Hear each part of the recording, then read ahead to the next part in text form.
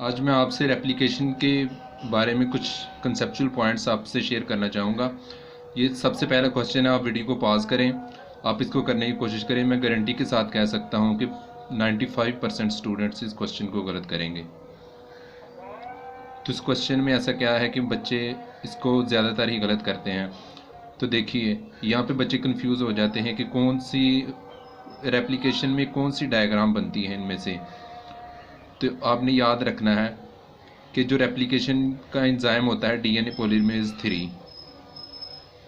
Polymerase 3 वो हमेशा 5 prime से 3 प्राइम की तरफ जाता है। तो अब ये देखें, ए में वो 3 प्राइम से 5 प्राइम की तरफ आ रहा है। यहाँ पे भी 3 से 5, दोनों स्ट्रैंड लीडिंग स्ट्रैंड हो या लैगिंग स्ट्रैंड, दोनों 5 to 3 डायरेक्शन में बनते हैं। तो ये ऑप्शन तो हमारे पास रॉन्ग हो गया। ये ऑप्शन बीटा ऑप्शन देखते हैं। यहाँ पे जो लीडिंग स्ट्रैंड है वो 5 to 3 बन रहा है, लेकिन जो लैगिंग है वो 3 से 5 जा रहा है। तो ये ऑप्शन भी हमारे पास रॉन्ग हो गया।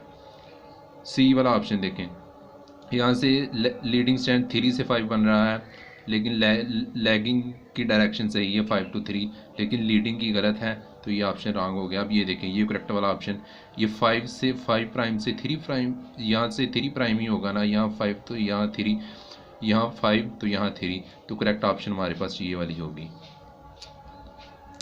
नेक्स्ट कंसेप्चुअल पॉइंट है जो रेप्लिकेशन के मतलब वो ये है कि वो आपसे क्वेश्चन पूछ सकता है, during which phase of the cell cycle DNA polymerase 3 is most activated. तो आपको पता होना चाहिए कि डीएनए पॉलीमरेज 3 करता क्या है। डीएनए पॉलीमरेज 3 रेप्लिकेशन करता है। रेप्लिकेशन ऑफ आपको पता होना चाहिए कि डीएनए का किस फेज़ में होती है। G1 में तो नहीं होती, G2 में भी नहीं होती।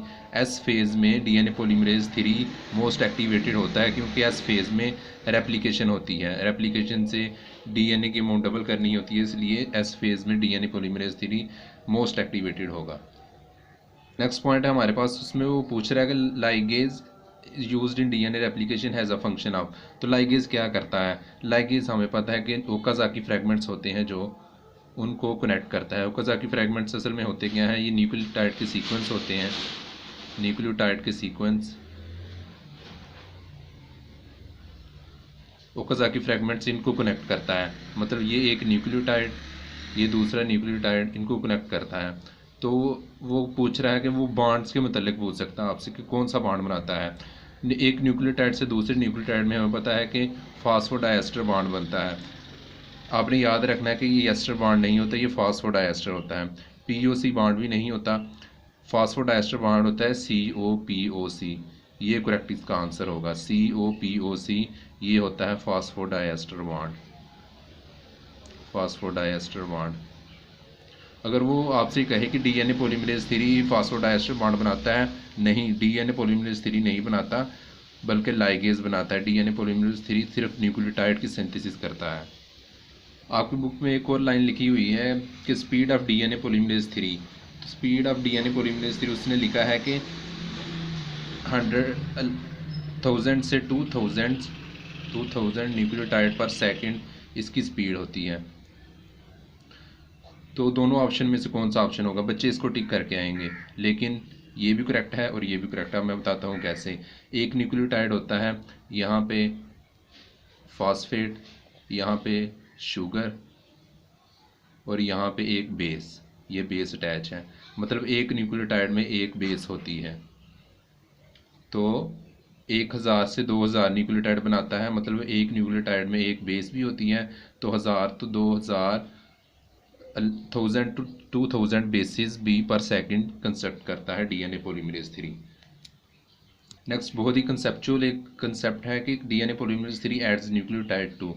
बुक में तो लाइन लिखी हुई है कि 3 एंड, ये ऑप्शन हो गया करेक्ट हमारे पास। लेकिन अगर वो आपसे OH एंड या PO4 एंड के मतलब पूछ ले तो कौन सा ऑप्शन करेक्ट होगा।